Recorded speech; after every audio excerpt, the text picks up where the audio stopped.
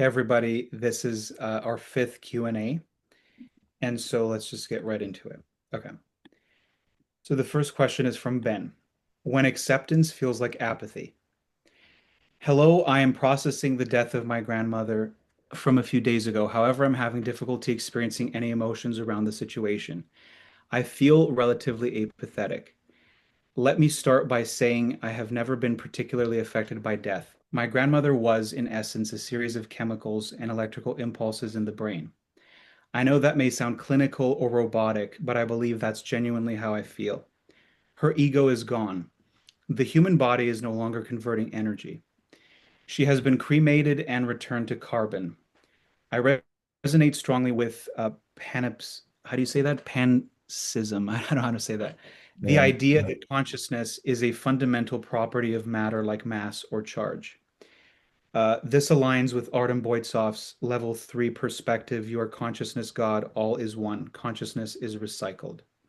The carbon that made up my grandma's body is now dormant in a form of pseudo consciousness, which will eventually become part of a more complex system.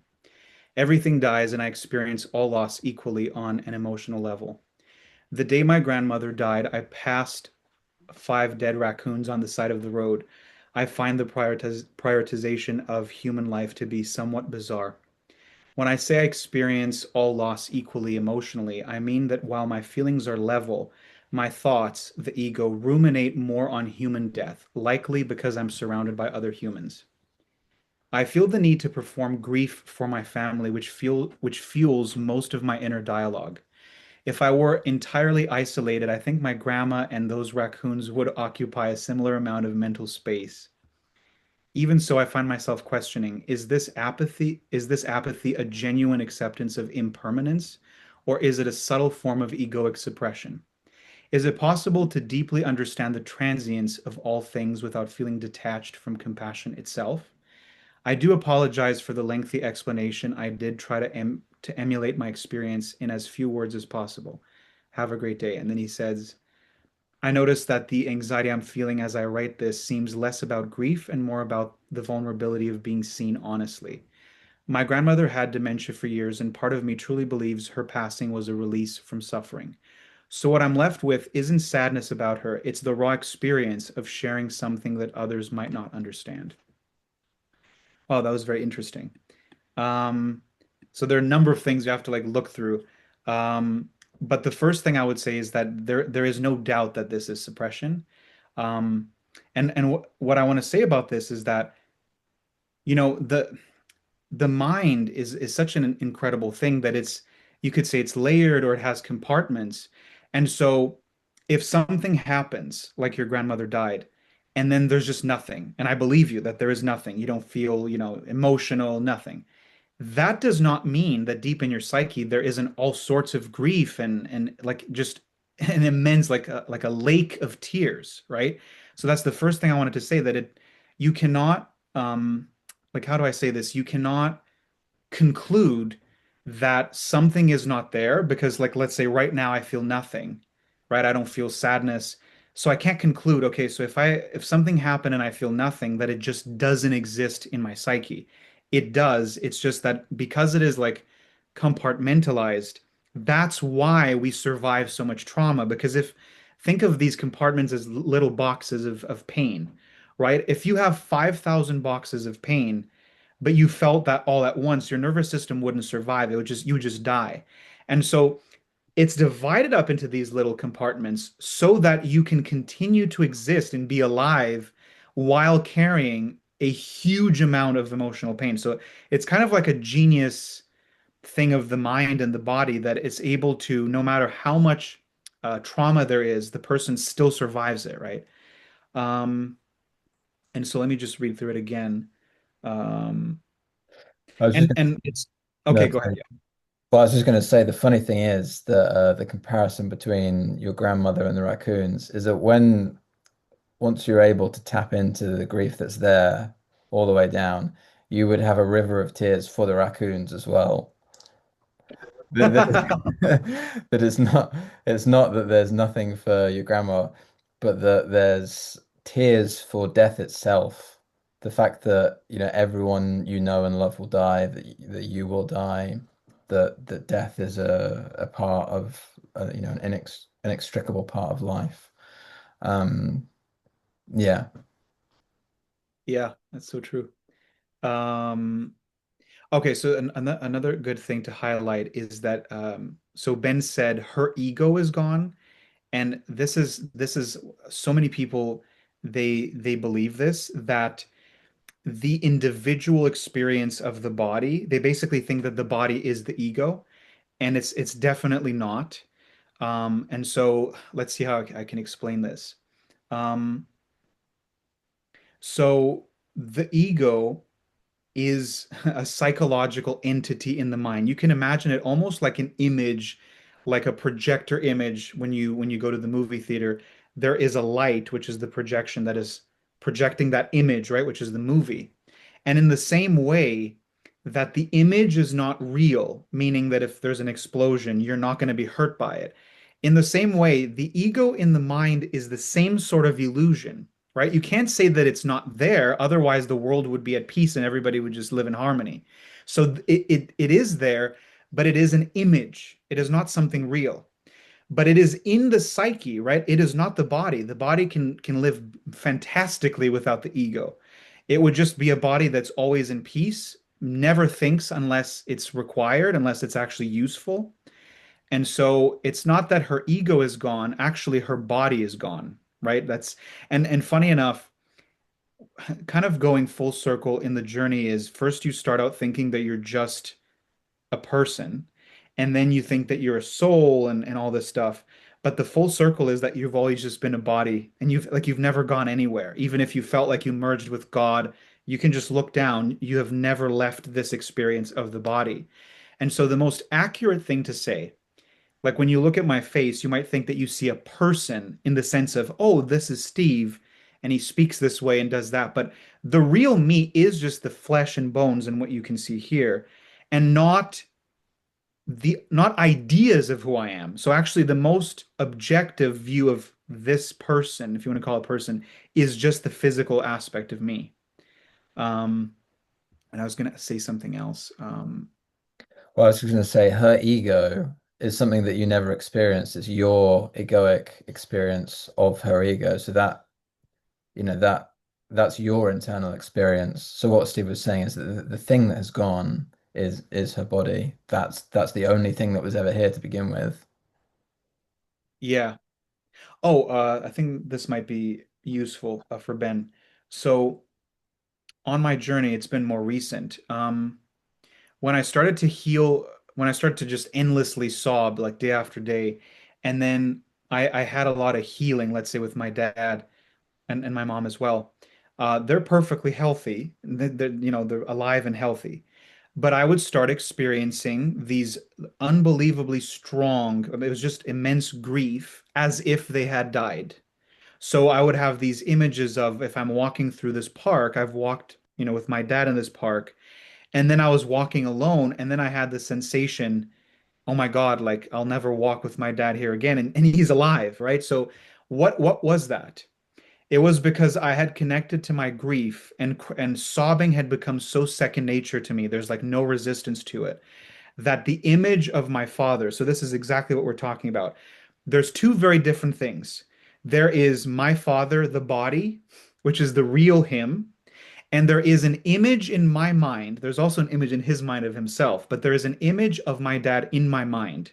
Which one is real? This imaginary image or the body, right? Only the body is actually real. Only the body could be hurt and die. But because we have these images of who we think these people are, and they're just a collection of probably memories, so thoughts and emotions, and we think that that's the person. Oh, this is my father, this image with all of these thoughts and emotions. And when we're basically letting go of huge amounts of grief, I really think that that's what's holding up this image in the mind. It's kind of like the foundation. And once the foundation is gone and you're just crying and crying, the image begins to die. And I want to show you how much we interact with the ego and the psyche instead of interacting with reality, which is physical.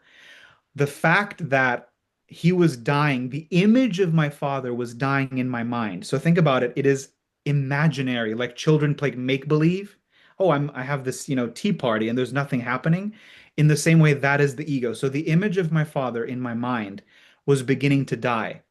And I would feel it physically as if he was actually dying. The grief was like unthinkable. Like I never thought I could access that amount of grief, the depth of it, without the person actually dying. And so that I think that explanation shows you what is the ego. It is an image. I mean, it's much more than that, but it's an images in the mind, imaginary, versus the body, which is real. And we get confused about what we are because we live in the psyche, right? Instead of us having the direct experience of only being the body, like animals. That's why animals they can't think like we can. They can't lose themselves in their mind because they're absolutely externally focused. That's what enlightenment is. And so I think that but actually I want to go back to because we're talking about his grandmother. I'm trying to think of the reason why he's not accessing like the tears. And I mean, it may just be there might still be a big resistance to crying in general. I mean, I'm sure he's cried many times, but I'm trying to think because it's like the his grandmother, the body died. But here's another interesting thing. People who, let's say, have had really difficult relationships with their parents, so maybe a parent was abusive, right? And this is someone who is holding a huge amount of resentment for their mother or their father. They can die. So the reality dies, the body dies. But guess what? The image, the ego image of them doesn't die.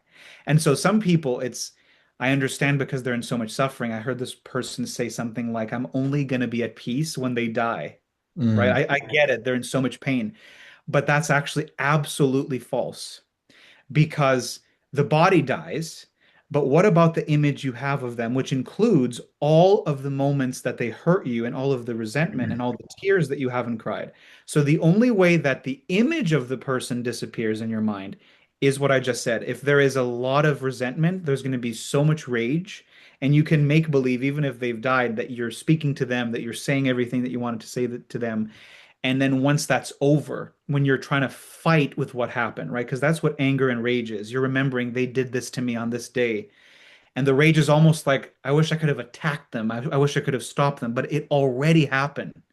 Nothing can be changed. So once all of the rage is gone, tears come because you realize I fought in this moment. I did everything, all of this energy to fight the past, and it doesn't do anything. And then the tears come. So maybe there is a combination of like rage blocking the crying, and I think that might be it. It's also a because it's almost we're talking about death as a whole here, because it's very possible that given the circumstances that your grandma was in, um, it can be less uh, than say like a parent, for example, if you have a good relationship with Yeah. them and these things. But this is really about death as a whole, and the what you've written is everyone has an egoic mechanism to make death bearable, because the truth of the death that exists in your ego, is in like your ego perceives the death of their ego, is unimaginably painful. So every single person has a mechanism for how to deal with that, to not look at the totality, the absoluteness of death, and how unbelievably devastating it is to the ego. And the tears have to be cried, but that will come in its own time. But you can be aware that there's an intellectualization of the process of death to keep the ego safe from confronting the reality about how unfathomably painful it actually is to the ego when it really sees what it is. Um, so yeah, although the example of your grandmother is just one example where there might not be as much pain with that particular example, you can think about it as death as a whole. And as I said before, when that gets tapped into, the totality of the grief that's there for death as a whole, including the raccoons, you'll be sobbing endless tears. Um, but it's not necessarily something I think you can start to choose to change, but you can notice that your relationship to death has this very um, matter-of-fact way of dealing with it, that it puts it in this way. Um, and to notice more and more, because all of these things, live in the body, so you can start to look at when there's maybe something more impactful. Of course, I don't wish something more impactful to happen to you, but maybe something in the past has happened, and you can revisit those things with attention on the body just to see, is there anything there? If I really think about something that's very, very deeply painful related to death, that there might be something. And that would be a way to start being curious about what's underneath the reasoning. But the thing is, like Steve has said at the very beginning, it's not like what you've said isn't a truthful account of your experience. It 100% is, but we can't see what we can't see. Yeah. And I hope I can express this. I had this little realization, which is because he said her ego is gone. So we talked a little bit about that, how the body is not the ego. The it's so hard to talk about this stuff like because it's so complex, but it's like the fear of death may sound like the fear of physical death, but the fear of death in the psyche is never about that. Not about actual death. It is the fear of the ego dying. But translating that, because we live in the ego, we are like in the ego, what do you call it? Like the theme park of the ego. That's our reality. It's just we're in ego land all the time. We don't even know it inside of our minds, right? And so we are so absolutely connected to the ego that we think that I'm fearing death because I'm afraid to die physically. But there's this thing in your mind that is afraid to disappear. This image is afraid to disappear. And that fear that I'm going to disappear inside of your mind, something that has never really existed, that's where the fear of death comes from. And so I just made the connection that because he was thinking that the body is the ego, I think that there is a very subtle um, mechanism of his ego which says, you don't ever have to worry about death. And so don't even think about it because the ego doesn't die because I'm only going to experience death or the fear of death when it's about to happen physically. So it's almost like a mechanism of never looking at the idea of death because it's like, oh, only when the body dies, then my ego is gone. And it's like, no, the ego begins to die long before, especially if you're in the community and you're having a spiritual awakening. Your ego has already begun to die. You could say becoming less and less solid. So you can think of like a ghost in your mind, but it's a very solid looking ghost. And the more that it dies, it becomes transparent. Um, and there was another thing that you said I wanted to touch on, which was um, oh, the fact that maybe his grandmother wouldn't, compared to, let's say, his mom or dad, there would be less, which would be normal. Like if you're not as close, that is absolutely true. However, um, although I was somewhat close to like there was closeness, but there wasn't a lot of being around. So my grandmother that died, my father's mom, what I can tell you is that when she died, I had just one moment where, and this was long before awakening. It was just so painful that I just cried very deeply. Um, it went extremely deep. It was so painful, and that was it. I remembered her other times. There could be some sadness, but that sobbing, that oh my God, like we would call her every day, and there was still Skype. And I think I've always been so extreme in everything that like maybe an hour after we were given the news, I went on my Skype and I deleted her in the middle, right before crying. I deleted her, and that is like one of the most painful things. It's like that image of the person there that you call every day. They're gone, and you'll never speak to them again. And so I wanted to say that because I didn't sob a second time. I would feel sad. I would remember, oh, like my grandmother, but there was only one moment. So when you're hit with the news and there isn't some deep crying, I mean, unless it's a like someone that you barely spoke to, but this is your grandmother. So I would guess that there has to be at least one moment where there would be. So if in fact you did have a relationship with your grandmother, it wasn't so deep, but it was enough that there would be grief, and you got the news and there's just absolutely nothing, then you can be sure that it is a some kind of mechanism of suppressing because it's too painful. Yeah, I was just going to add on the bit that Ben said about why we prioritize human life over animal life, for example, is because the image, their ego is a portion of your own ego. So you're seeing a much larger chunk of your ego go, or your egoic relationship is much bigger than it is to a raccoon. So our grief, our egoic grief, is so much more for a human because of, the the amount of interactions and the amount of how we relate and all of these things, the image that gets created, um, is proportionally much bigger egoically than it is with an animal. So the grief is proportional as well. Yeah.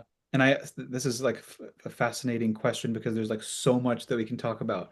So actually, when you mention Artem, right, to everybody that's listening, yeah, I think you can even put it once you put it in the community, you can just kind of maybe leave a link or something because Yeah. the spiritual teacher that we follow, Artem Boitsov.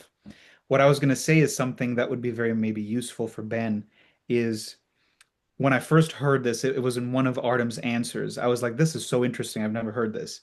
So he said, so he says that he's enlightened, and I'm pretty sure he is because he's just I'm not going to try to prove it, but Mm. so the thing that he said that was very interesting to me was, so this is Artem saying this. He said, to me, until I speak to someone, in my experience, I look at everyone and to me they're all enlightened. So I think that's very interesting. Some people would think, oh, if you're enlightened, you would be able to sense, oh, immediately this person, they haven't even spoken to me. This one is not enlightened. And it's actually the opposite. If you don't have an ego, you cannot see an ego in another person unless they talk, unless they get very angry, unless they share that they're in pain and all this stuff. If they're just like nothing, how could you tell? So I thought that was interesting. If you don't have an ego, um, and maybe a different way to say this is, let's say that when you look at someone, you have a really big problem with a certain behavior in people. So let's say someone who's very obnoxious, and so they're trying to be very loud, and immediately you hate that, right? I'm just using this one example. It could be anything. And so when you look at someone doing that or any other behavior and you feel this, like, I'm so irritated, this person is so annoying to me, that is your ego, right? So that is your ego. That is a part of you. You are also obnoxious in some way. And so, because you're looking through your ego, so imagine that my hand is like the ego in my mind. I'm looking through this ego and I'm seeing the other person through my ego. And so, I can only have an experience of their ego, which doesn't exist. You think it's their ego through yours. And so, what that means is that if you can imagine that you have no more ego, you've cried all the tears, you felt all the anger, all the fear. If somebody that used to make you very angry and it's just gone, right? There's no more ego. I think I've had little glimpses of this. It's when you look at someone and you, whatever they are, you think that they're kind of perfect the way they are. Even if most people think they're annoying, you see them as like probably if you could love a child unconditionally, and each child is different, like completely different. Like this one is a little bit grumpy, this one is this way. You would see the beauty of that person, even though they have what people call negative traits. So you're like, oh yeah, that's how they are, and I love them like that. Isn't it funny how they do that? There wouldn't be this charge of look at that person, right? That's the charge of the ego. I hate this. And so I just wanted to share that if the person is enlightened, they have no ego, and therefore they cannot see ego in other people. You can only see ego through ego. Yeah. Do you just want to touch on Ben's take of the level three as well with Artem's Yeah. Core? Because there's a bit of a misunderstanding in Ben's assertion there that the wording that Artem's used, you are consciousness, God, all is one. Art these levels that Artem describes, they're only about one's experience, not about reality itself. So nothing about the nature of reality, only about the experience. But did you want to? Yeah, let me think. So yeah, just to maybe to say it in a different way, um, the descriptions, do you think we should kind of, because everybody listening, um, yeah, just so that it makes more sense because it's not only for us now. Um, so we mentioned the spiritual teacher Artem Boitsoff, and he basically came up with a description of how the spiritual journey goes into four levels. So they're the four levels of, I guess you could call it consciousness. And you could say that the fifth level, the final level, is complete enlightenment, right? And so, and I mean, I have found it to be unbelievably accurate as I have gone through and remember my journey. I'm like, wow, this is absolutely accurate. Funny enough, these are descriptions. So think about it, descriptions of your inner experience. But as you know, the ego loves hierarchy. And so I've experienced this, Joe. We laugh about it a lot. Like the ego wants to say, I'm at level this, right? I'm at level three. Most people are level two.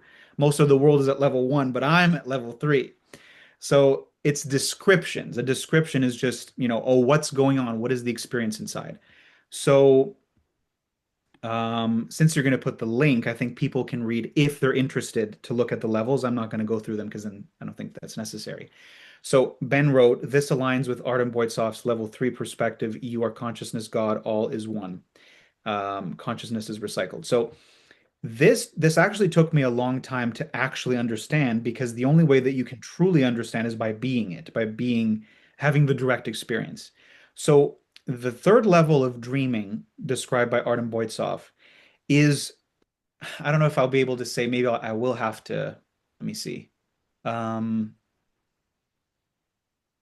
Maybe I'll have to touch a little bit so it'll make more sense. So the first level of dreaming is when you are completely unconscious, which means you are completely identified with your thinking, with your thoughts and your emotions, and so which is the ego, and it absolutely controls your life. So somebody says something to you, immediately you say something mean, right? You have fears, so you don't do what you really want in life. You let people abuse you, all this stuff, right? And you have no idea that there is something behind this, all of this behavior that is basically controlling you like a puppet. So that is the first level. That's where we all start. The second level is when a spiritual awakening begins. And maybe I'll just say the first level, he says, you are a slave of society. That's very, very obvious, right? You believe everything that society tells you. You hate yourself if you don't succeed, if you don't have a partner, all these things.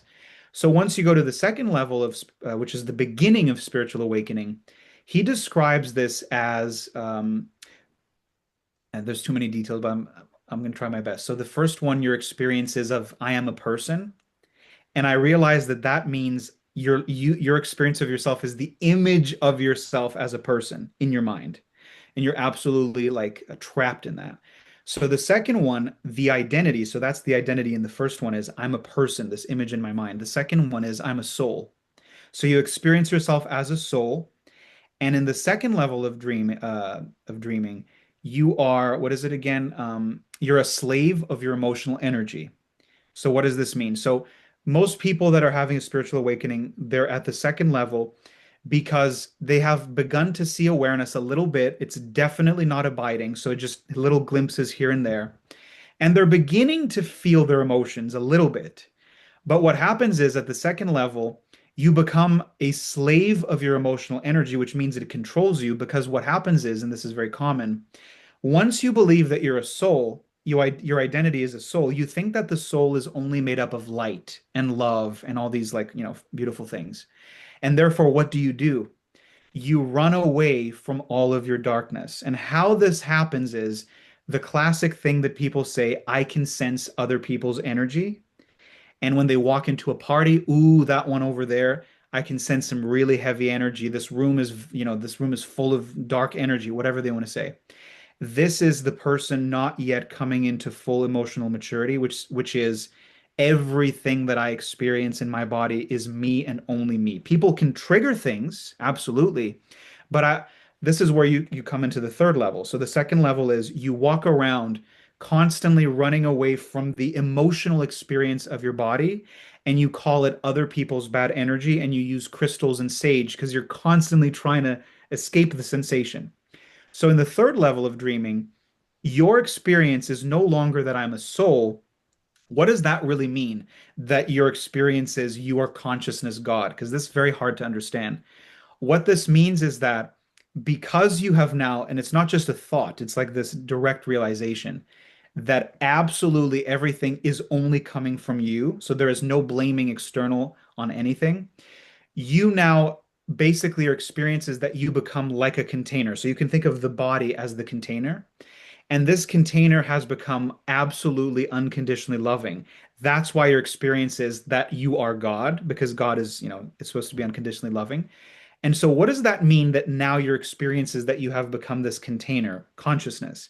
Is that the body becomes the container, and anything that arises in the body in the form of sensations, emotions, and thoughts are absolutely allowed and loved. Love just means I'm going to look at this, I'm going to feel it because it is me, right?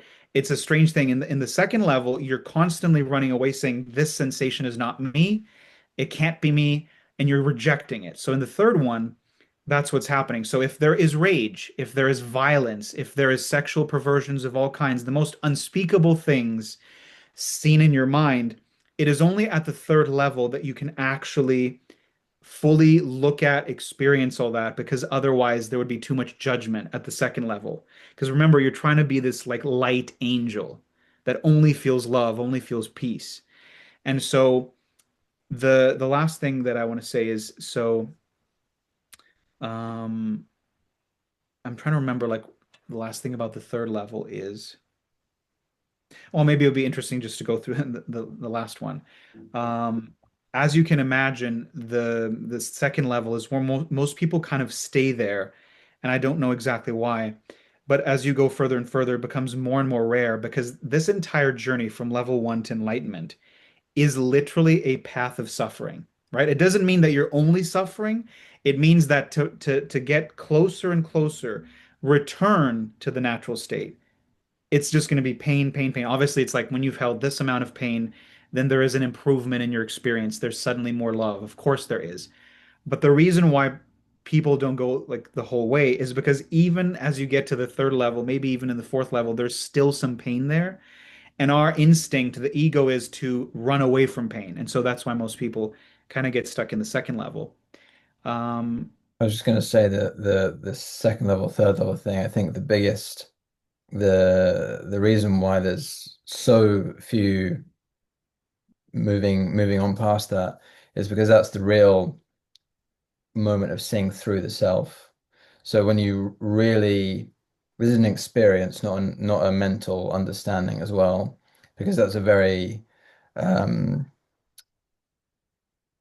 big trap as well. Mentally understanding something sometimes seems like it's embodied, but it's kind of a trick because there can only be a moment, and then after the moment of seeing directly through the self, in that it's a complete illusion, that the I doesn't exist, and only when that happens can this uh, all-loving container come up, because it doesn't associate with anything that comes up. So you can be all of these things. You can actually be them. I don't mean go and do the things, but it's not like a thought about being them. It's like you are that.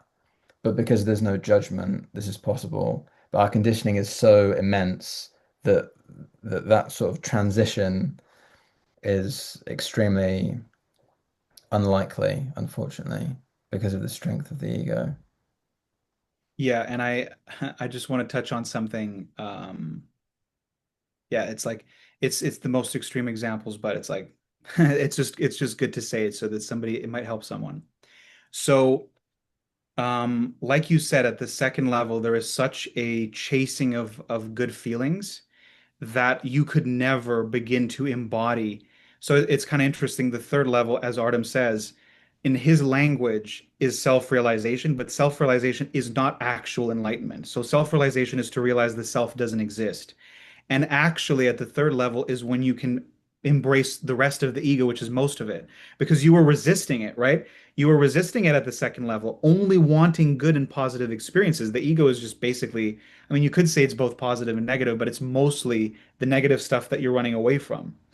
And so in the third level, when you become this container that is just, you're identified as the container. And therefore, if let's say this is pure rage that arises inside the container, you know that you're not the rage. So why would you fight it? Why would you resist it? You'd actually try to embody it as much as possible because you're actually the container that cannot be touched by these things. You're just something else.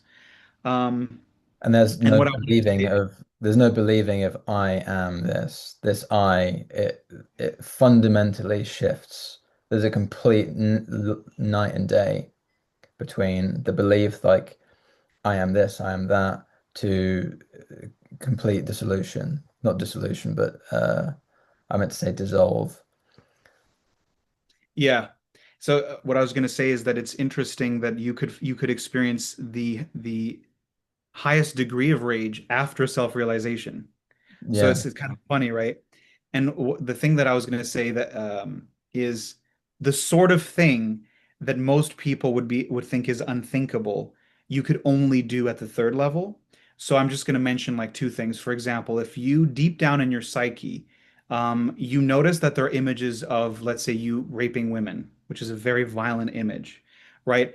You would only be able, remember, this is only in the mind, right? So it's like you're alone in your bedroom or wherever you are, and you're basically seeing what is here, right? I'm not making this stuff up. I get these flashes. Why do I get these flashes in meditation or even in real life? So at the third level, where you have become this unconditional container, unconditional love loves whatever's inside.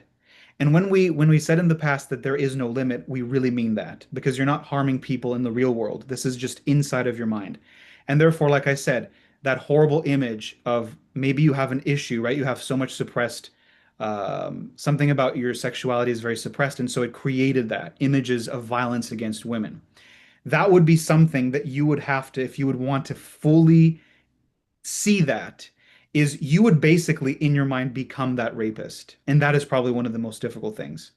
And the other thing before I go to the fourth level that I think is maybe, I'm not going to say common like everybody has it, but I think it's more common than people think, which is the most taboo subject of all, which is pedophilia, right? If it, I'm sure that people have flashes because they have, it comes from deep, deep trauma, by the way. This would be the sort of thing that if you think that you have a little bit of that in you, the ego, there is nothing that the ego will hate more than to even see, like you see an image of something in your mind, right? And so people would completely run away from even thinking of that, but it is only at the third level for that that shows you what a magnificent shift it is from the second level. It's just you can't explain how deep the shift is that you realize, oh my God, these this violence is in me, all of this monstrosity, you could say. But if it's in me, it's basically coming from so much pain, and I've got to give it attention in the mind, in meditation. And there will be so much fear, whatever arises in you, that you have so much resistance, which is going to challenge the I'm a good person, right? At the third level, there's no such thing anymore. You in your experience in the mind, you can be the sweetest, most wonderful angel, and you can be the most despicable monster because all of it is just pain, right? And the last thing, just to wrap this up, is so if in the third level you identify your direct experiences that you have become the container and therefore you are not the ego that arises inside the container, so in the third level, all of the ego, the depths of the ego and the hatred and the disgust and everything is going to arise. So the fourth level is the rarest. I mean, full enlightenment is the rarest, but it's because you would have to basically have the desire to feel all of the remaining pain and it's just incredibly difficult, so you'd have to cry all the tears, face all of your fears and feel all of the anger. Once that is completely done in thousands and thousands of times, what happens is, remember, you were the container. I can't really do it, but you can see the container here. You were the container, but your body is full of stuff you suppress, so the ego keeps coming up, right? Anger, hatred, crying, all this stuff. Once you've felt through all of it, well, guess what? You just become an empty container. Nothing more arises.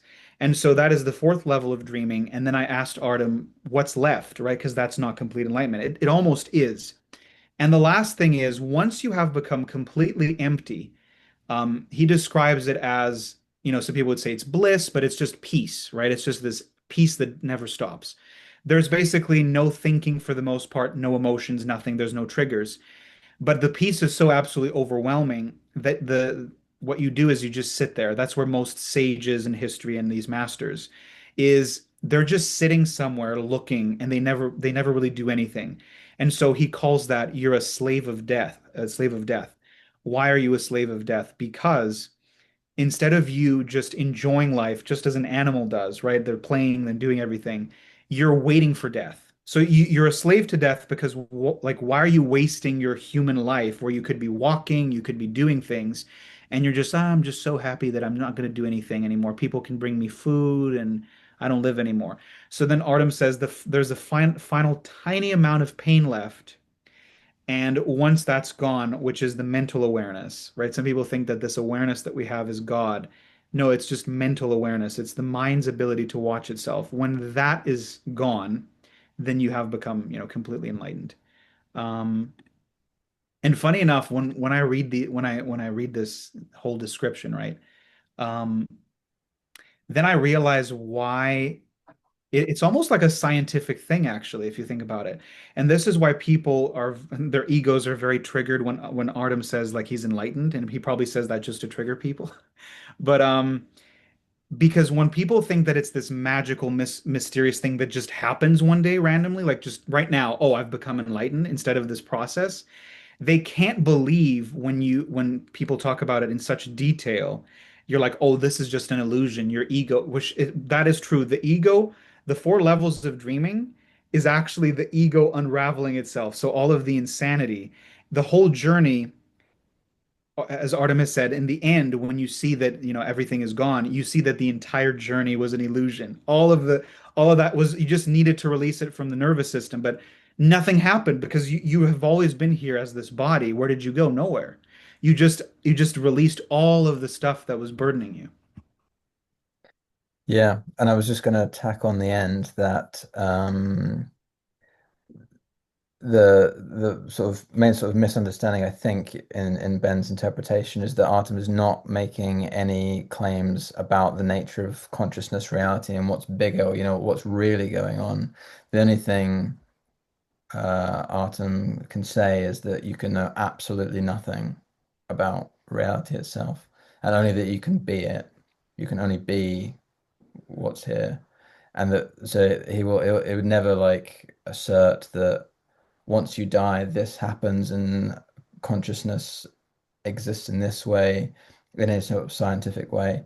There's just absolutely nothing, zero that can be known.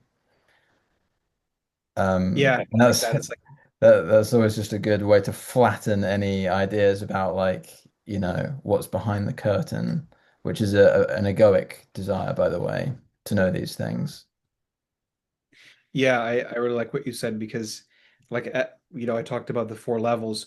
You can think of the four levels as you will have deeper and deeper realizations. And so, at the third level, there's all kinds of, and so the realizations, they are absolutely logical. I mean, it's like genius level realizations about what you think is, oh, I've just realized that God works like this, right? Or like when you look at other people, they're just images of me in my own mind, all these things the realizations they become deeper and deeper, and they seem to be talking about the nature of reality, about God. And what you just said, I just wanted to highlight it, is that very disappointing for the ego, is Mm. that no matter how deep the realization is, no matter how transcendent, and you feel like you have, melted into Brahman or whatever term you want to use, none of that is actually you knowing reality. It is just the beautiful logic of the mind. It's very logical. It's like a genius level logic to explain, the universe. But in reality, all of that is you showing the brilliance of the mind, and the mind cannot touch reality in the sense that you will never know God. It's impossible to know God. So Artem says you can know God 0% and you can know the ego 100%, right? And I think that I guess we've been first question, I guess that's good enough, right? We could like keep talking. I could keep reading here, but there's other questions. Okay. Yeah, yeah. So the second question is from Brian. Self-abandonment and chronic people-pleasing tendencies. So he says, "Hello there. I'm stuck at self-abandonment and people-pleasing. I don't know if it's empathy because I let a lot slide and it drains me." And so He also added a kind of a comment, which I think was the meat of the thing. So I'm going to read it. So he says, I struggle to say no. I absorb people's energy. I feel what they feel, and somehow choosing myself feels like betraying them. I've worked in jobs where I never truly belonged just because I didn't want to inconvenience anyone or disappoint the person who helped me get there. I care deeply, maybe too deeply. I've been taken advantage of more times than I can count because I can't ignore someone who genuinely needs help. I overlook red flags, convincing myself that I understand what it feels like to be abandoned. I stay quiet when I should speak up, afraid of making others uncomfortable. I agree with people even when my heart doesn't, just to keep the peace. And every time I do, I tell myself it's for the good of others. But somehow I always end up betrayed, drained, and worst of all, disconnected from myself. Do you have anything like at the moment? Um, I mean, it's funny because you commented that we touched on almost all of these points in the live call Yeah. about people pleasing. Um, but I think the first thing uh, is about absorbing other people's energy, which Mhm. is not the case because what you're experiencing is your own emotions, and the pain of what comes up rather than what seems like other people's pain. It's your pain that you're accessing, even though it may seem like other people's pain.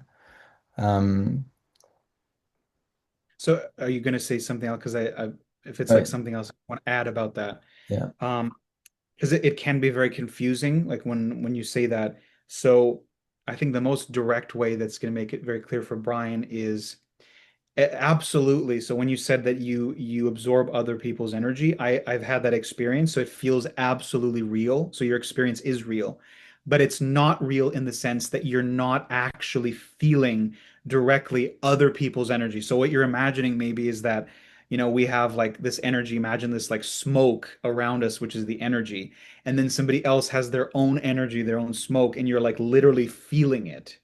You cannot directly feel somebody else's emotions, right?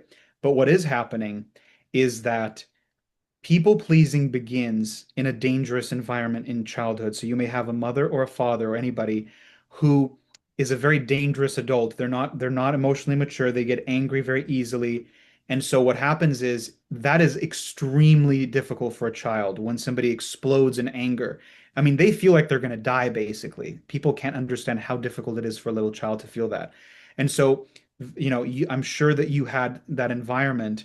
And so what starts to happen is imagine that you're that little kid and you've experienced a number of explosions and things, and you're so intelligent, your mind is so intelligent that what it basically does is this. So it says, wait a minute, every time I do this, right, every time I show some anger, I get this almost like I feel like I'm going to die when my father or my mother, rejects me or punishes me. So the mind says, this cannot keep happening. This is too dangerous. And so one thing that it starts to do is as a child, you begin to hyper attune to the other person. Hyper attune means that you're watching their face and their body language, and you can tell because you train yourself this way without even knowing. And so you can see the slightest changes in facial expression, body language, and everything. And so imagine that I'm that child and I'm just watching my father. By the way, the same way that children learn any language effortlessly, because people say children are sponges, is the same reason why you can so expertly attune to somebody and you're watching and studying how they behave and how quickly that becomes your conditioning, the same way that you learn a language effortlessly. So imagine that I'm that kid and I'm watching my father, and it's like I'm without even realizing, I'm like, wow, when his face does this, you can barely see it. That means he's angry. He's not pleased. So I'd better do something to please him so that he stops doing that. So um, the empathy that you're talking about, because absorbing energy is the idea which doesn't exist, is that you're an empath, right? And this is people say, I'm an empath and I feel other people's energy. You're not feeling their energy. You're so attuned to what may go wrong that things that other people can't see, right? If they didn't have a difficult childhood like that, They cannot really even see body language and facial cues because they're not even looking for danger, right? But you're looking for danger. And so the moment that you walk into a room, you're basically looking at who's the most dangerous person here. 10 people could be smiling. Who's that one person that's not? That's dangerous, right? And then if you start feeling some really heavy stuff, you might really feel like you're absorbing that person's, anger or whatever it is, but you're actually feeling your own. Um, oh yeah, were you going to say something or did you maybe forget? Um, no, not on the end of that. No, I was just going back to Brian's description in the comment. Yeah. Well, just to say it again, like I said in the comment, none of this is your fault. So you're not wrong or bad for not being able to have boundaries, right? This is coming from a very deep trauma. And so that's the first thing. I know there's going to be a lot of judgment. I was a people pleaser my whole life, so I speak from experience. Like you probably feel very weak. Everybody else kind of controls you in a way. And that's from trauma. Let me just read here. Oh, I was going to tack on the it's all to stay safe as well. So all of these behaviors are to keep what your ego believes and your nervous system believes will keep you safe. You know, that even slightly disagreeing with someone will be a threat, you know, a physical threat or a serious threat. So it's very natural, given your conditioning, that you do these things to stay safe from the viewpoint of your nervous system and ego. Um, and that now you're very aware of it as well. So this is a huge thing actually, is that you've very eloquently described exactly what's going on. And I think that's a huge moment in the life of a people pleaser, because you can now but only watch this unfold more and more from a slightly removed perspective, that you see it happen and you'll get more tired and sick and tired of it going on. And as we talked about in the live about people pleasing, that there will come a point, because now there's this awareness of what's happening, and that you'll start to be more honest about how you feel. I mean, you're already saying that you don't agree with what people say, but you say that you do, and you'll pay more and more attention to this, and you'll see it happen more and more, and your fuse will continue to go down until there will be shifts. You won't be able to put up with it anymore, and things will be able to change the more that you are honest about how you feel about what you're doing. Because what's happening is that you're actually living, and I don't mean this to sound horrible, but it's living a lie, you know, in many, many ways. You're living in complete opposition of how you actually feel, which is complete, you know, so exhausting. So the life that has been built is one out of almost the opposite of how you actually feel. So you're in constant contrast to the external circumstances of your life. And that may sound very daunting, but what it means is that because you've got this awareness now of what's happening, and you can be more and more honest about how you feel about all of this, there will come a time where the scales tip and you'll start to not be able to tolerate and take action on these things. You will say, I don't agree with that, or you will step away from relationships, situations that you don't need to be in. And the empathy that you have for these people will finally turn back on you. And because funnily enough, empathy runs out. It doesn't run out, but the direction in which it's pointed becomes exhausted, and you will not be able to have a shred of empathy for some people that you've had empathy for. But the attention will point back to you, and it's fine. It will be finally time for you to show yourself the love, care, attention, and and these things that you've shown everyone else to you, and that will result in being more honest and taking actions that reflect that honesty, and will shift the things in your external circumstance as a consequence. Yeah, and I want to say what you said in the live, for Brian and anyone else listening that's in the same exact situation. If we're talking about this stuff, but remember, we are never pressuring you and saying that where you are now is wrong. So we're Mhm. like we will never, that's not our message to ever pressure anyone because you don't need more pressure. There's already a lot of pressure on you.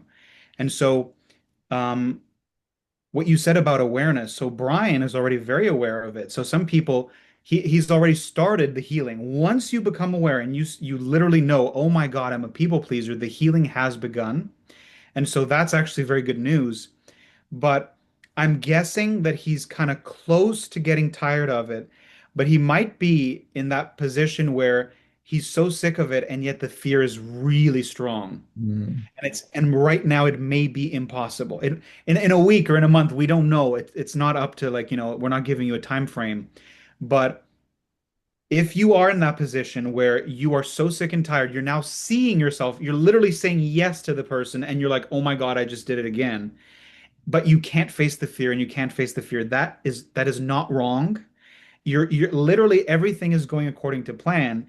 And we just want to say again that the day will come when you get sick of it, but don't worry and think like, why isn't it here? Or is it today? And then you try to face the fear and you can't do it.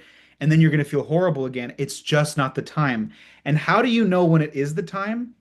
Literally, you will wake up one day. You didn't plan it. Nobody told you this. You will wake up and somehow the day before it was very difficult. It was you wanted to do it, but the fear was like impossible.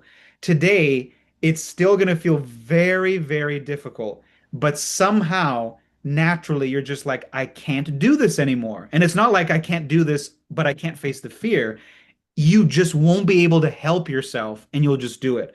And the moments that you do face the fear for the first time, the first few times, first of all, it will be insanely difficult. So if it is insanely difficult, just know that that's absolutely normal. And you may take a little while if it's a message to someone, right, that you're terrified to send it, you might take 30 minutes to send the message and you're panicking, right? That is all normal. And when you do that, there's also the real fear here is the fear of abandonment. If I really say to this person that I don't like what they're saying to me or treating me, that they will abandon me, it could happen, right? It could happen, but this is how the healing goes. And so it is one of the most difficult things to speak to someone and to begin changing this. But if you can't right now, just know, just wait for the day. Just you will know because you'll see it's like something is forcing you. It's like you are forcing you. And up until that day, if you can't, nothing wrong with that. yeah. So absolutely no pressure to change whatsoever. But what you I think will happen naturally anyway, you can just think about the honesty thing. You seeing it happen more, and can you say, what do I really think about this? How do I really think about this situation? It's very safe to do that because you're doing it with yourself. Um, but even if that's very scary, again, there's no pressure to do even that. But it's a natural process, and I think once it's like a snowball down a hill, it will come. And as Steve said, it's very, very encouraging for you because the healing has started. Being able to see what you can see is great for you. And the final thing I want to say is about the anger because that's, it's so useful. Um, People pleasers, they have a really big problem with anger, and so you might not even feel anger most of the time. If you do, you feel something very, very small. And so what could be useful to get in touch with your anger is when somebody asks you to do something, the typical situation that you don't want to be in, and maybe you say yes or you whatever it is. Once they're gone, right? So this is not at the person. Once you're by yourself, maybe in your home, and you remember what just happened, try to start detecting the anger that's there because it is definitely there. So even if you don't feel it, maybe in the beginning you won't feel it, but if you do a little bit, I'm a little bit irritated. And what the practice is, once you people please and the person is gone and you're by yourself, try to express the fact that you're angry at that person, right? Technically, it's not their fault, right? They think that this is who you are, that you just say yes. But it doesn't matter. When you're alone, how do you really feel about that person? Right? And the deeper that you go, maybe you use some swear words. I fucking hate that person. I wish that I would never speak to them again, right? And get really angry. Why is this so powerful when it comes to people pleasing? Because When you're a people pleaser, the fact that you don't have a relationship with your anger, you can't really feel it in the body. You usually don't have many angry thoughts. That is what creates people pleasing. So someone that has, sometimes it's not even healthy. They have a lot of anger. They have a rage problem, right? It's not even from healing. They just have a rage. They're very aggressive. That person will likely have good boundaries because they're so aggressive that they just immediately they will even go overboard. So somebody might say, "Can you do this?" And they'll say, "Fuck you, I'm not doing that." Something like that. Anger so the more that you can access your anger, the more that this process of getting sick and tired of being a people pleaser, it also has an effect. So it's like if you just spoke to the person and now you never feel angry, right? You've never done this before where you get home and you're like, I hate that person and this and that. And if this is a brand new experience for you, that will probably speed it up a little bit because the anger, you know what anger is? It is this energy to do things. That's really what anger is. It's like that's why revenge feels so much better than feeling hopeless. Because feeling hopeless, you're just there, I'm powerless, I can do nothing, I'm just, a victim. But revenge, rage has this energy of I'm just gonna go there and do something. It's full of energy. And the fact that this energy is kind of missing in your experience is the reason why people pleasing seems to be easy. And the more you can access your anger, the harder it will be to people please. Okay. Great. So, Elena, okay. Kundalini awakening. I saw on TikTok that people talk about how you can awaken Kundalini energy without being prepared. It scares me a little because I've seen that many ended up in psychiatric hospitals. Do you think Kundalini energy can be activated in any wrong way? So, as we've mentioned before, I think it was the first live. Um, Kundalini energy, as people talk about it, as this, some people say that it's an energetic snake at the base of the spine, and it's a spiritual power, and it's very mystical. And then once it awakens, it goes up into all of the chakras. That none of that I think exists. It's just Kundalini. So let's see how I can describe it. Um, Well, it happened for me. So I wasn't trying. So some people actually do like Kundalini yoga. They're like actively trying to activate their this thing, this experience. For me, what happened is once you are either maybe facing a really big fear, and I mean like maybe the major fear that you have in your life that you've never faced, some major thing that you're doing, what can happen is, so I'll just give you an example. When people talk about Kundalini and then they have to go to the hospital, the experience that they have that makes them call the ambulance. I've experienced that. I just somehow I didn't have to call the ambulance. It is terror. It is just it is fear at the absolute highest level. And most people have never experienced it. They don't even know that it's possible, right? That was me. For the first time that I experienced it on psychedelic, it was a level of fear that I said to myself, oh my God, I didn't know that this existed, that this was a possibility to feel this level of terror. It's just the most awful thing.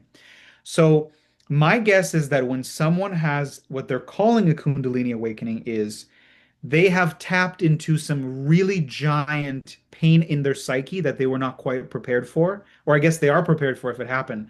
But like I'll just give you an example like from me. So because I had issues with my father and I was terrified, especially as a child, for me to confront my father would be equivalent to a little kid facing a god, right? And the god's just going to destroy you, just kill you.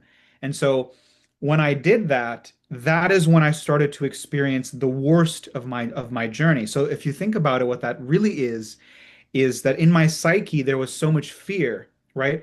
Maybe I can talk a little bit about shame. So shame is the expectation of punishment, but what that really is, it manifests in the body as shame, as fear. And so if you have a big fear, right, of speaking to someone, and it's a giant fear, and you face that fear, what's going on in that moment? Well, your ego and your entire psyche is trying to keep you from doing that, right? So it's like that's what the fear is. Don't go there. Literally in the body, it's so difficult. It's basically saying if you do that, you're dead. You're gonna die. It's danger. So um, that's shame in the body. So when you try to do something out of your comfort zone and you feel it in the gut and you have these fearful thoughts, that's actually shame, right? And so the coming back to the Kundalini and the when when people go to the hospital, something that they were doing, I don't know exactly what it is. It could be that they were alone for a long period, so isolation, that the ego, the ego can really have like an attack, right? A panic attack. Whatever it is that they did, um, they accessed in that moment when they called the ambulance, let's say an amount of shame, which is really fear, a giant amount of fear. But in that moment that they had to call the ambulance, it was such a giant amount of fear at once that, like I said, the fear is so indescribably horrible. It feels like you're gonna die. There's demons, whatever you can think of. So that is what generally the negative side of Kundalini. And she asked also, let me just read here about, she said, if you're not prepared, some people, and then they start having the spiritual ego say that Kundalini only feels amazing. I've had people say that to me. Oh, if you've had, this terror, then that's not Kundalini. You don't know what Kundalini is. Um, there's something else I'm trying to remember about it. Well, everybody says that there's this uncontrollable shaking. And the reason for that is because remember your brain is wired in a specific way. So, for example, if you're afraid, like I have a huge issue with women, attractive women, my brain is wired to think that when I'm close to a beautiful woman, that almost like she's gonna kill me or something. I'm in danger, right? So if my brain is wired that way, and let's say I face that fear and it's a really huge fear, it's almost like the brain tried to stop you, but you forced your way through, and now it's exposed why you're so afraid of that particular thing. And so if it's being rewired, so what does it mean to rewire? If you're terrified of that particular thing, to completely rewire it would be for you to be absolutely safe. So if you're afraid of a particular, person, then suddenly if you rewired the brain, now you feel perfectly safe around them. There's no more triggers. And my guess is, right, I can't say 100%, but I think that that shaking is nothing special. It's not, some spiritual power. When the brain is rewiring, your whole body kind of shakes uncontrollably. And the last thing I want to say is when this started to happen to me, it was the most terrifying thing in the world. I didn't even know, I never heard of the word Kundalini. What I now know is that I was resisting the shaking. I didn't even know that I was supposed to shake. And somehow, I don't know if it was a video or I just had the idea. I was lying on the ground and I thought, what if I just let it happen? And from that moment on, it stopped being terrifying. And it is strange because once you're shaking, you do feel that it's not you, like you're not controlling it. And the thing is to just let it happen. It feels a little bit odd, like something else is moving your body. And eventually it just goes away and there's nothing, it's not scary. I think it's just our natural resistance to it. Yeah, and our ego's just freaking out big time and screaming there's something wrong because it doesn't recognize what's happening at all. It doesn't recognize the experience as its own. Yeah. So, something is seriously wrong and I need medical attention.